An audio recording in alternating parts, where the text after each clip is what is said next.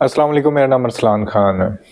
आज की वीडियो बड़ी इंपॉर्टेंट वीडियो है और यूजुअली मैं ये कहता नहीं, but bear with me till the end, नहीं तो थोड़ा-सा मिसअंडरस्टैंड कर सकते हैं मेरे पॉइंट को। क्योंकि जो सोसाइटी मोल्ड या कॉन्सेप्ट्स हैं उनको थोड़ा-सा आप ये समझ लो कि आई एम गोना चैलेंज। तो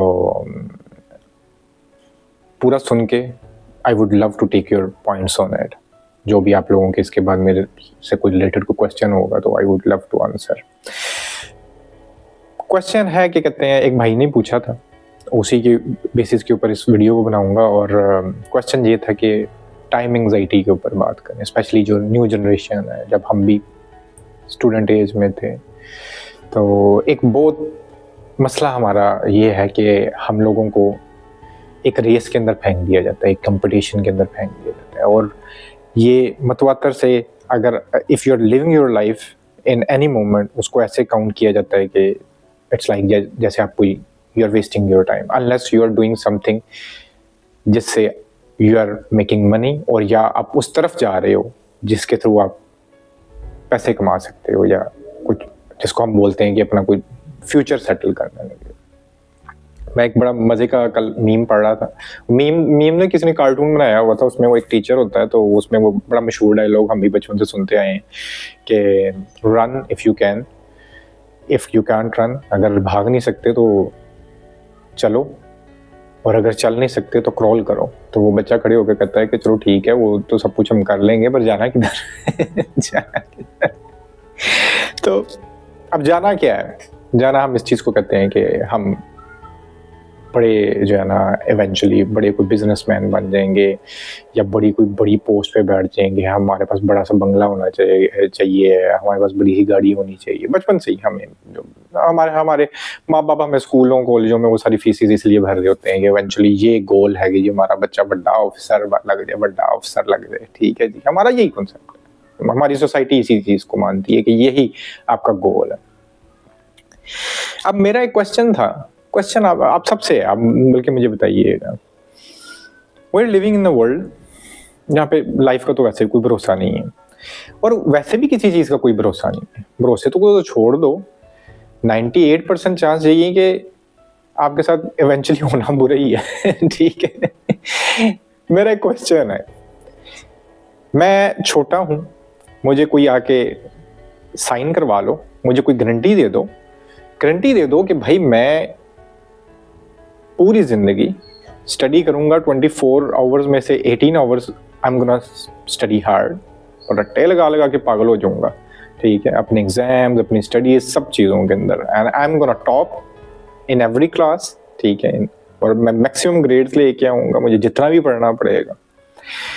फिर जब मैं 25 जब मेरी एकेडमी ख़त्म होगी, मुझे कोई अच्छी सी जॉब मिल जाएगी, फिर मैं उसके अंदर भी दिल लगा के मेहनत करूंगा फॉर 10 ईयर्स। ठीक है, but eventually when I am gonna hit 30-35, मुझे आप साइन करके दे दो कि मेरे पास जो कुछ भी आप जो सोसाइटी हमें गोल्स बताती है वो सब कुछ मुझे दे दोगे। मैं अमीर हो जाऊंगा, मेरे पास बड़ा सा बंगला होगा, ठीक है, मेरे पास गाड़ियां होंगी, ये सब कुछ मुझे प्रोवाइड कर दिया जाएगा। अगर तो मुझे गारंटी मिल जाती है इस चीज की, तो I am gonna do it, क्योंकि I am gonna sacrifice lot in this. और सबसे बड़ा सैक्रिफाइस ये है कि मेरे पास क्या गारंटी है मैं बीच में मर जाऊं। मैं पूरी जिंदगी बैठ के आप लोगों की मानता रहूं, ये जो सोसाइटी मुझे बता रही है सब कुछ मान लूं, पागलों की तरह भागता फिरूं, कंपटीशन में लड़ता फिरूं, मैं पढ़ पागल हो जाऊं, फिर मेहनत कर पागल हो जाऊं। मेहनत क्या होती है, मैं जो जॉब करूंगा, ज़ाहिर है किसी बड़ा लीड का कोई बंदा होगा, उसकी चीज़ें जो है बैठ के मैं बेचूंगा, सब कुछ मैं करूंगा। मुझे गारंटी चाहिए कि अगर मैं जिंदा रहा तो 35 के पास मुझे सब कुछ मिल जाएगा। नहीं गारंटी, क्योंकि मैं जानता हूँ ये जो दुनिया, ये जिसका सारा निज़ाम क्रिएट हुआ है, ये जो कैपिटलिज्म, ये जो सारा कुछ बनाया गया है, इसके अंदर मैं अपने बहुत सी लाइफ में बहुत से लोगों के अंदर, they were brilliant in schools and you know colleges और सब कुछ, और आज उनके हालात जो हैं they are hardly making out of life. तो पॉइंट इज कि गारंटी भी नहीं है, फिर भी सब कुछ करता आ रहा हूँ मैं, तो why not I live my life. मेरे जो छोटे छोटे से मोमेंट्स हैं, मुझे खेलना पसंद है, मुझे कुछ और करना पसंद है, मैं वो साथ साथ अपना जी तो लूँ।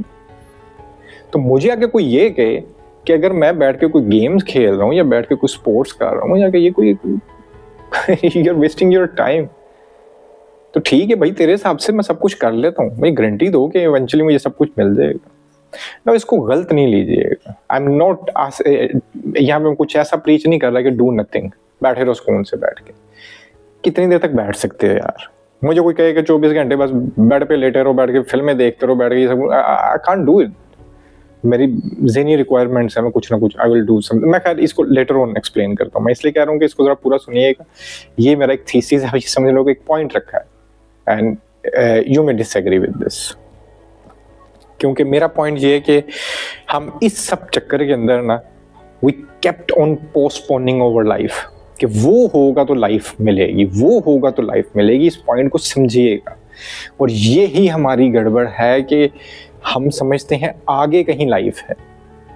मैं इस हाल में तो नहीं खुश रह सकता, इस हाल में तो सब कुछ ज़ाया है, इस हाल में तो बस मुझे सिर्फ वो फ्यूचर में कुछ जो मिलेगा ना उसकी तैयारी करते रहना है, कि मुझे जब अमीर होना है ना उसके लिए अभी से कुछ करना है, करना है, करना है, करना है, करना है। तो वो जब मिल जाएगा ना तब मेरी लाइफ शुरू होगी, और उसकी भी गारंटी नहीं है कि वो आपको मिलेगा। Does it make sense? मेरे लिए तो नहीं है, बिल्कुल सेंस नहीं करता ये। और स्पेशली नेचर भी आपको ये बताती हो कि इधर तो अगला सांस आना नहीं आना उसका भी नहीं पता। सो क्या हम एक गलत जुआ तो नहीं खेल रहे यहाँ पे? क्या आप अपनी इतनी चीज़ें सेक्रीफाइस कर दो एक कंपटीशन के अंदर, और इवेंचुअली भी आपको पता चलेगा कुछ मिलना नहीं। But again that's my first part. मैं आगे आता हूँ कि एक बल्कि ना इसके ऊपर, क्योंकि मेरा जो एक पॉइंट है ना वो ये है कि ये बिगाड़ आपका नहीं है, ये बिगाड़ इस सोसाइटी का है, ये बिगाड़ इस वर्ल्ड ऑर्डर का है। ठीक है, ये इनका इनका दिमाग खराब है, आपका दिमाग नहीं खराब है। वो एक बड़ी प्यारी वो नरेट खलील जिब्रान से करते हैं, बट वो खलील जिब्रान की थी नहीं, वो एक सूफी टेल ही थी, या वैसे एक टेल समझ लें। बड़ी बड़ी खूबसूरत थी, मुझे बड़ी पसंद थी। उसके अंदर वो बोलता है कि एक बंदा ना बहुत ही गरीब इलाके से, पुराने उठूंगे, बहुत ही गरीब इलाके से जो है ना वो एम ही ट्रैवल करता करता करता जो है ना किसी और मुल्क के किसी और शहर में ना चला गया, जो कि बड़ा एडवांस शहर था। उसको ना उधर की जुबान आती थी, ना उधर की चीज़ें पता थी। वो सामने जाता है तो सामने ना एक बड़ा ज़बरदस्त सा होटल देखता है, तो वो समझता है कि ये जो है ना, जो इधर का बादशाह पूछता है ना, ये उसका कोई वो क्या नाम है, कोई मैल मूल टाइप की आइटम हो। वो खैर वो अंदर जाता है तो लोग सारे टेबल्स पे बैठे होते हैं, वो भी जाके बैठ जाता है। तो उधर एक वेटर आता है, उससे पूछता है कि आपने क्या खाना है। तो वो समझता है कि शायद वो जो बादशाह बड़ा काइंड बादशाह है यहाँ का, तो उसने शायद ना कोई बंदा भेजा है कि मेरी खातर मदारत करने के लिए। तो उसको खैर समझ तो नहीं आती। वो कहता है कि जो मतलब वो उसे पूछता है खाने खुने का, वो कहता अच्छा जो समझ आती है वो। तो उसको भी ना उसकी जुबान समझ आ रही थी। खैर वो ले आते हैं, वो ढेर सारा उसके लिए जो चीज़ें होती हैं उसको समझ आती है, वो इशारे से बता देता है कि ये चीज़ है, वो उठा के ले वो ले आता है, वो खा भी लेता है। बाद में वो कहता है कि मुझे वो बिल ले के आता है, कहता है पैसे दो। उसको समझ नहीं आती कि ये क्या बोल रहा है। तो कहते हैं जी वो उसको उधर मजिस्ट्रेट के पास ले जाते हैं कि भाई ये तो फ्रॉडिया आदमी जो है खाना भी खा लिया और इसने जो है ना ज़रा इट्स अ टेल, तो ये दे नहीं रहा। वो उसको कहते हैं कि हाँ भाई, उसने कहा कि मुझे तो समझ नहीं आ रही है सब कुछ क्या चल रहा है, ना उसको जुबान की उसकी समझ आती थी। तो वो यही समझ रहा था कि शायद जो मैं बादशाह के सामने पेश हुआ हूँ, उसको डांटेगा वेटर को, वो उसको उल्टा जो है ना वो बोल रहा होता है, गुस्सा कर रहा होता है कि तूने क्या किया। कहते हैं जी उसको सजा दे देते हैं कि इसको जो है ना इसका तख्ती लगाओ यहाँ पर कि ये एक बुद्धू है, ठीक है, और इसको खोते के ऊपर बिठा दो और पूरे जो है ना शहर का इसका चक्कर लगवाओ, ये उसकी पनिशमेंट। कहते हैं उसको वो खोते के ऊपर बिठा देते हैं। तो और वो जब खोते के ऊपर जा रहा होता है ना, वो उल्टा बैठा होता है उस खोते पे। तो लोग हंस रहे होते हैं, उसका मजाक उड़ा रहे होते हैं, सारा कुछ कर रहे होते हैं। तो एक बंदा उससे जाके पूछता है कि ये तू रॉन्ग डायरेक्शन में क्यों बैठा हुआ है, तो सीधा क्यों नहीं बैठा हुआ पोते के ऊपर? तो कहता मैं ठीक बैठा हुआ हूँ, आप लोग गलत डायरेक्शन में जा रहे हो। कि आपके लिए पॉवर्टी एक मजाक है, ठीक है, आप लोगों ने जो पूरा कंस्ट्रक्ट किया हुआ है सिस्टम, ठीक है, वो सब उल्लू के पट्टों वाला है। आई नो इसको कॉम्प्रिहेंड करना बड़ा मुश्किल होगा कि हाँ जी आपने कहीं पे खाना खाया तो डज दैट मीन कि आपको वहाँ पे बिल नहीं पे करना है? No, that's not the point here. Point here is कि सब लोगों के पास उनके बेसिक नीड्स पूरे होने चाहिए। ये इंसानी अकल का जो है ना वो चैलेंज है। अगर दुनिया की 90% आबादी गुर्बत में ज़िंदगी जी रही है कम, और दुनिया की 5 से 10% आबादी अपनी ज़रूरत से करोड़ गुना ज़्यादा रिसोर्सेज रख के बैठी हुई है, तो ये हमारे इंटेलेक्ट का, इंसानी जहन के इंटेलेक्ट की पस्ती की हद। तो इसके ऊपर मेरा पॉइंट है, क्यों किसी के पास खाने के लिए पैसे नहीं है आज? वो ज़हनी तौर पे अपाहिज रह गया? बिल्कुल ऐसा नहीं है। उसका कोई बॉडी का मसला? बिल्कुल ऐसा नहीं है, सब एक जैसे हैं। और जो समझते हैं कि थोड़ा सा ऊपर जाके जिनको लगता है कि वी हैव अचीव्ड समथिंग और आके हमें कहानियाँ सुना रहे होते हैं कि मैंने बड़ा हार्ड वर्क किया, उनसे बहुत ज़्यादा हार्ड वर्क करने वाले मैंने अपनी ज़िंदगी में देखे हुए हैं, and they didn't get anything at all. So जिसने भी ये पूरा स्ट्रक्चर समझा हुआ है उसको पता होगा। सो ये जो टाइम एंग्जाइटी हमें तंग करती रहती है, मैं अपने पॉइंट के ऊपर आता हूँ, इसकी बेसिस को समझना ज़रूरी है। इसकी बेसिस ये सोसाइटी है जिसने आपको बताया है कि if you are not making money या उस तरफ जा नहीं रहे, you are wasting your time. तो इसके अंदर अकल सोसाइटी को दिलाने की ज़रूरत है, ना कि उनके अंदर खुद।